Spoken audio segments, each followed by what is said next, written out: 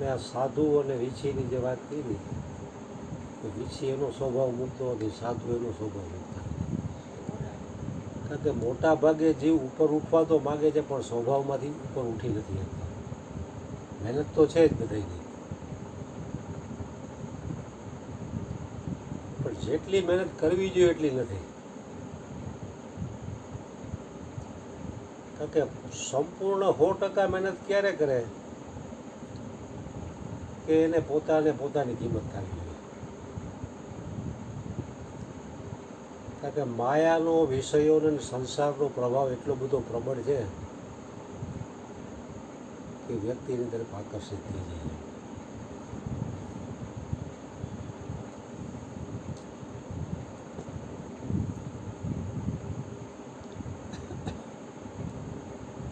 છૂટવાનો ઉદ્યમ કરે તેમ તેમ જીવ બંધાય. ઉદ્યમ તો બધા કરે જ છે. અનંત જન્મોના જે આવા સંસ્કારો લઈને આવ્યો છે,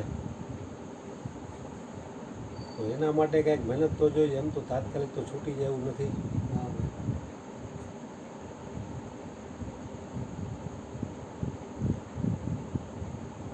કે કમાઈ ઘટે છે પોતાની. કારણ કે ઉપદેશ લીધો એટલે એને એક બેંકમાં ખાતું ખોલાવ્યું. ખાતા વગરનો હતો એને ખાતું ખોલાવ્યું. નાગરિક બેંકમાં તમે ગમે એ બેંકમાં સેવિંગ ખાતું ખોલો એટલે 1000-2000 ખુલે. ખાતું ખોલાવ્યા પછી એમાં તમે બેલેન્સ નાખો તો વધે, નકર છે એમ જ. પરમાત્મા રૂપી બેંકમાં ખાતું ખોલાવ્યું ઉપદેશ લીધું ને પછી કમાઈ તો ખુદે પોતે જ કરવી પડશે. ગુરુ તો એને માર્ગ બતાવી દે. કારણ કે બે જ માર્ગ છે, એક શ્રેયનો અને એક પ્રેયનો. પ્રેયનો એટલે કે મનને જે ગમે એ પ્રમાણે હાલવું, મન જેમ નચાવે એમ નાચવું. એમાં તો લાખો કરોડોની પલટન છે જ. કારણ કે મનને જે ગમે એ તો આ જીવ આદિ અનાદિથી કરતો આવ્યો છે. બીજો માર્ગ છે શ્રેયનો, કે પોતાનું શ્રેય શેમાં છે. પોતાનું શ્રેય શેમાં છે એ તો હરિગુરુ સંતોનો સંગથી, સત્સંગથી જ પ્રાપ્ત થાય. સમજણ એમનું તો કંઈ કોઈને સમજણ પ્રાપ્ત થાય એવું નથી. સમજણ પ્રાપ્ત થયા પછી પણ એને એ બાજુ ડગલા તો માંડવા જ પડશે કોઈ પણ જીવને.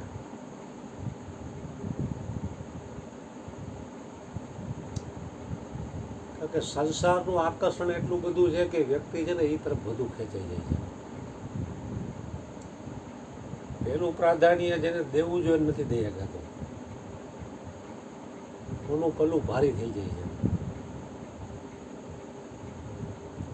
કારણ કે ઉપદેશ પહેલાં અને ઉપદેશ પછી પણ સત્સંગની અતિ આવશ્યક જરૂરિયાત છે. નહીંતર માયાનું બળ એટલું બધું છે કે બધી વિસ્મૃતિ કરાવી દે.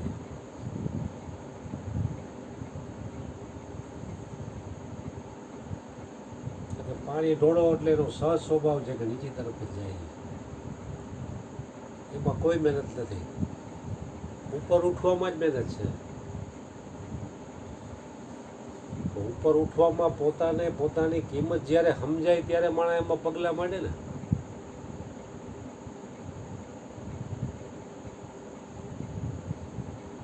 તમે કીધું તમે સત્ય છો, 100% સાચી વાત. તમે સત્ય છો. તમે એટલે શરીર નહીં, ઇન્દ્રિયો નહીં, વિષયો નહીં. તમે એટલે તમે જ. સત્ય એ જ છે.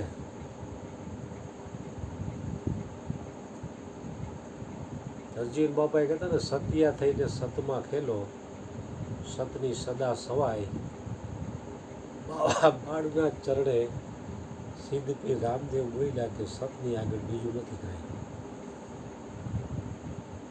કારણ કે અસત્યનો પ્રભાવ એટલો બધો થઈ ગયો ને કે સતમાં ચાંચ બુટતી નથી.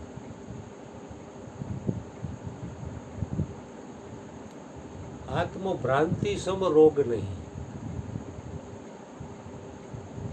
પોતે છે શુદ્ધ સચ્ચિદાનંદ આત્મા, અને આદિ અનાદિથી ભ્રાંતિ થઈ છે આ જીવને કે હું શરીર છું, હું દેહ છું. તો જગતના ચાલુ લોકોને તો સમજ્યા કે હું દેહ છું, પણ ઉપદેશ લીધેલો હોય સત્સંગમાં આવતો એનો દેહાદ્યાસ નથી મળતો. એનું કેમ કરવું? અમુક ટકાવારીમાં ઘટતો હોય એનો, પણ 100% તો નથી જ જતો હોય.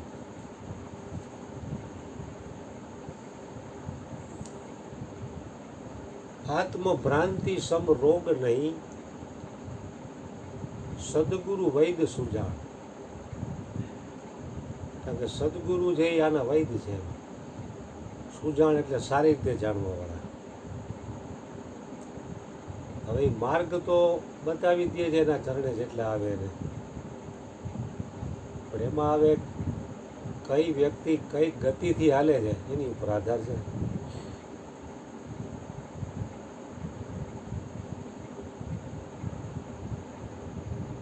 રામ સુખદાસે આની ઉપર એક વાત કરેલી. એ કે તમે દૃઢ નિશ્ચય કરો કે મને 24 કલાકમાં જ પરમાત્મા મળશે, તો તમને 24 કલાકમાં જ મળી જાય. તો એક વ્યક્તિ આ સાંભળી અને રૂમ બંધ કરીને બેસી ગયો કે આજ મારે 24 કલાકમાં પરમાત્માના દર્શન કરવા જ છે. દૃઢ નિશ્ચય કરીને બેસી ગયો. ધીરે ધીરે કલાક 2 કલાક ટાઈમ જતા જતા 24 કલાક થઈ ગઈ, કાંઈ દર્શન થયું નહીં. પછી સ્વામી રામ સુખદાસ જે મારી પાસે આવ્યો હોય કે તમે સત્સંગમાં કીધું કે કોઈ દૃઢ નિશ્ચયથી દૃઢ નિશ્ચય ઉપર અડગ રહીએ તો 24 કલાકમાં દર્શન થઈ જાય. તો બાપજી હું તો રૂમમાં 24 કલાક બંધ રહ્યો દૃઢ નિશ્ચય કરી, તો મને તો કાંઈ થયું નહીં. તો કે પરમાત્માના 24 કલાકમાં દર્શન થઈ જાવ દૃઢ નિશ્ચય હતો, પણ એમાં બીજો પાછો વિકલ્પ હતો કે દર્શન કદાચ થાય ન થાય. તો કે એવું થતું તો એ કે દૃઢ નિશ્ચય તમારો ન કહેવાય. ઉપર છેલ્લો દૃઢ નિશ્ચય તો અંદરથી આવડું એમ હતું 24 કલાકમાં કાંઈ ઘણું પરમાત્માનું દર્શન મને થઈ જાય. બીજો વિકલ્પ જો એવો ઉઠતો હતો કદાચ થાય ન થાય. તો કે આ તમારો દૃઢ સંકલ્પ નથી. એ સંકલ્પ સિવાય બીજો કોઈ સંકલ્પ ન ઉઠવો જોઈએ પાછો. તો એ કે 24 કલાક બીજો સંકલ્પ ઉઠે નેગેટિવ, ઓલા ભાઈ કે મને એ રીતે થયું હતું, તો કે ન થાય. એટલે દૃઢ સંકલ્પ નથી વ્યક્તિ. કારણ કે જગતની વસ્તુઓ મેળવવામાં વ્યક્તિનો એટલો બધો તીવ્ર લગ્ન ને એટલો બધો દૃઢ સંકલ્પ છે કે એમાં વ્યક્તિ આગળ નીકળી જાય છે. હવે એનો 5માં 10માં ભાગનો એમાં નથી.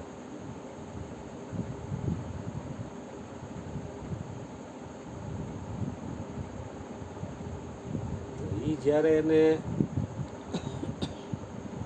પોતાની કિંમત સમજાય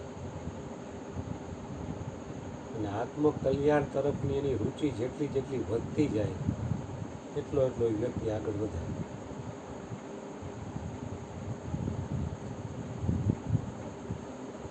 હરેક વ્યક્તિની હાલવાની રીતો અલગ અલગ હોય.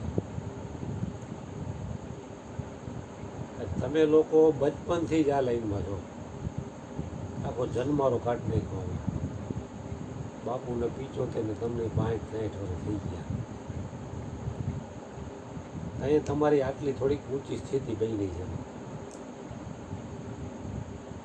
અને કેવડું તપ કે એક જ જગ્યાએ 40-45 વર્ષથી એક જ જગ્યાએ સત્સંગ કરવો એક ગુરુના વચને.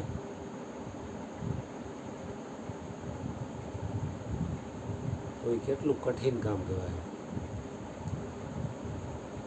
ધંધામાંય માણસ આવી રીતે સતત 365 દિવસ બે હતો. એમાં અઠવાડિયે એક રજા આવે, તહેવાર ઉપર 5-5 રજા આવે. જે લૌકિક વસ્તુ છે એમાં જે કાંઈ છેલ્લે હાથમાં કાંઈ આવવાનું નથી, એમાંય માણસ અઠવાડિયાની એક રજા આવે. તહેવાર ઉપર રજા પડી અલગ, એમાંય સતત 365 નથી કરી શકાતો.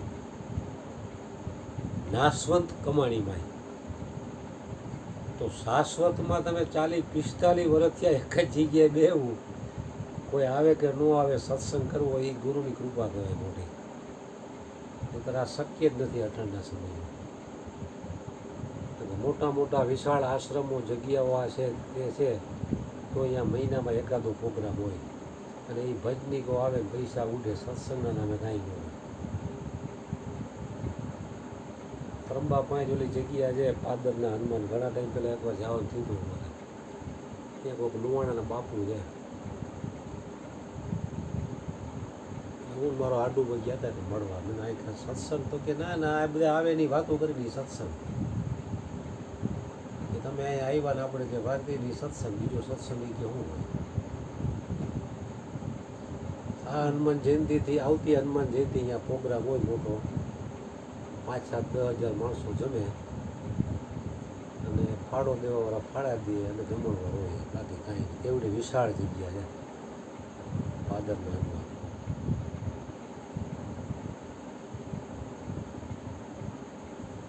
કે સદગુરુની કૃપા વિના સ્વપ્ને મળે નહીં સત્સંગ. કૃપા હોય જો સદગુરુ દેવની તો ચડે ભક્તિ લેવા. એટલે સદગુરુની તો કૃપા નિત્ય નિરંતર વરસતી જ રહે છે, પણ ફક્ત જરૂર છે આપણે ખુદને કૃપા પાત્ર બનવાની. જેટલો વ્યક્તિ કૃપા પાત્ર બનશે ને એટલી જ એને કૃપા પચશે. બાકી હરિગુરુ સંતના સંગમાં 24 કલાક દે તોય કાંઈ ન કરે.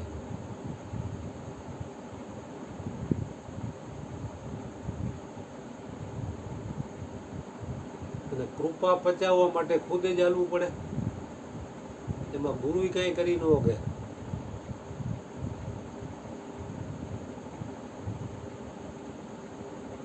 પાત્રતા કેળવવામાં તો ખુદ વ્યક્તિ જ હાલવું પડશે.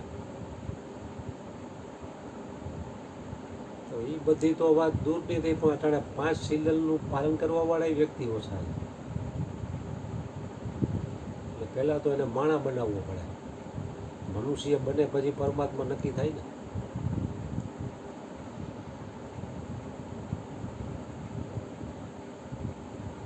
તમે કીધું ને કે વિષયો અને વાસના જે સંગ પ્રસંગે પાંગરે,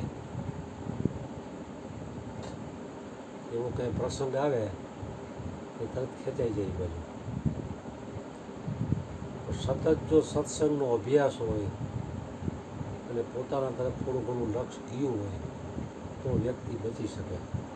નહીં તો અઠાણના સમયમાં બચવું એ બહુ કઠિન છે, કારણ કે ચારે બાજુ વિષયોનું જોર પાવરફુલ છે. અત્યારે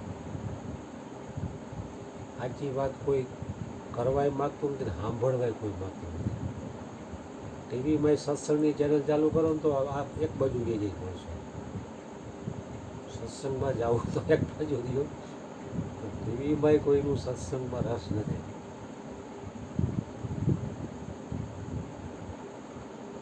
એટલે સદગુરુ મહારાજ આમાં બધાની લાજ રાખે અને આપણામાં એવી દયા કરે કે આપણે કૃપા પચાવી એવી શક્તિ આપણને પ્રદાન કરે. સદગુરુ મહારાજ ગંગા સુધી કે ચિત્તની રે વૃત્તિ જેની સદાય નિર્મળી, જેને મહારાજ થયા હોય મહેરબાન. બધાય ચિત્ત ચોખ્ખું કરવાનું કેમ કહે છે? નર નિજારીને નિપજ આવી, સંત સેવે ચિત્ત ચોખે. તમે સંતને સેવો ચિત્ત ચોખ્ખું રાખીને, પણ ચિત્તની વૃત્તિ જેની સદાય નિર્મળી, જેને મહારાજ થયા હોય મહેરબાન. નિર્મળી ચિત્તની ચોખ્ખી કરવાની. જેનું ચિત્ત ચોખ્ખું ને એના શરીરમાં કોઈ રોગ ઊભો ન રહે અને એને બધું ભાગી જાય. પ્રાણ છે એ આકાશનો વાયુ છે, અને આકાશને હૃદય કહેવામાં આવે છે. તમે ગોબરી વસ્તુને ચોખ્ખી કરશો તે ચોખ્ખીને ચોખ્ખી કરશો. તો હૃદયનો વાયુ પ્રાણ છે એ શુદ્ધ જ છે. અશુદ્ધ વાયુ છે એ ગુદાનો વાયુ છે, જે દ્વારથી મળ નીકળે છે. હવે ગુદાનો વાયુ છે એ અશુદ્ધ વાયુ છે. એનું નામ છે અપાન. 5 પ્રાણ છે. પ્રાણ, પછી વ્યાન, પછી ઉદાન, પછી સમાન અને પછી અપાન. શરીરની અંદરના વાયુ છે, છતાં પણ એકનો એરો આમ ઉપર અને એકનો એરો આમ નીચે. ઉદાનો વાયુ છે એ પૃથ્વીનો છે, એટલે એ પૃથ્વી તરફ જ જાય. ગેસ થઈ ગયો ને બોમ્બ કરે ને તો એ ગેસ નીચે નીકળે. અને આકાશનો વાયુ એ ઉપર જ હોય, અને એ કાંઈ ચોખ્ખો કરવાની જરૂર નથી. સુરત એ લાખા આટકોટના રાજાને લોહાની દીકરી કહે છે, એ લાખા પ્રાણ અને અપાનની ગતિ જેણે જાણી એને અનુભવનું સુખ થશે. જલારામનો ગુરુ ભોજલ દેવકી કાનોનમાં જન્મો અને 12 વર્ષ સુધી કાળી ગાયનું દૂધ પીધું, તો એનો 12 વર્ષે ફળે ગરીબી, જેના અજરમર ફળ હોય. તો એ જલારામનો ગુરુ છે. ભલે એનું કર્મક્ષેત્ર છે એ ફતેપુર છે, એ જન્મો દેવકી કાલોલમાં, અને એનું સત્સંગનું એનું કેન્દ્ર ધર્મક્ષેત્ર એ ફતેપુર અમરેલી પાસે. પછી ઘટના એવી ઘટી કે આપણે ચીજ ચોખ્ખું કરવું છે તો શું કરવું પડે?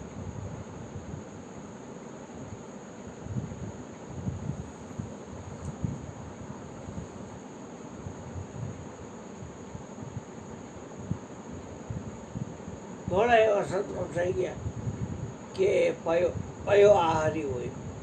પય એટલે દૂધ, એનું ચીજ ચોખ્ખું જ હોય. આ તો આપણે જાતના અવાજ કરી છે એટલે આપણું ચીજ ચોખ્ખું થતું નથી. એક જ વસ્તુ ખાતા હો તમે તો લાલ ખાંડ પર ગુરલા નહીં, લાલ પર ગુરલા, એમાં એક મા ઉપર નામના પગી જેવા ભાઈ હતા. એ જગ્યામાં રહીએ, સેવા કરે. કુવાની વાત હતી, તમે સુવો નહીં ના બાપ. તો હરિરામ બાપાએ મારી ઊંઘ લઈ લીધી. તમને ઊંઘ આવે જ ના, હું જાપ કરું.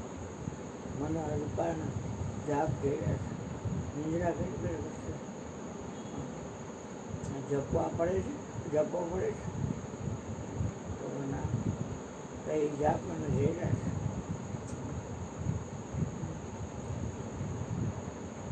મને કોઈના દોષ ન દેખાય. પારકારે અવગુણ કોઈના ધોવાની, એને કહ્યું એના દાસ. હું કોઈના અવગુણ નહોતો. મને બધાની અંદર ગુણ જ દેખાય.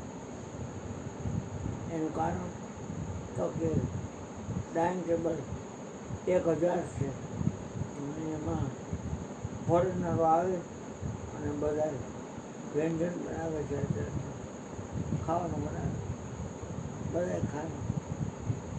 અને હું મારી સેવા કર્યા. તમે શું ખાવ? તો કે એકલી છાશ પી હું નાખોટી કાઢું. થઈ ગયું છે એકલી છાશ જ, બીજું કાંઈ. તો ઈચ્છા પડે છાશ પી લેવાની, પાણી નહીં પીવાનું, છાશ પી લે. કરવા પાછળનું કારણ તો કે ચિત્ત છે ને એ ચોક ઉતરી જાય. હવે હૃદયનો વાયુ છે એ શુદ્ધ છે.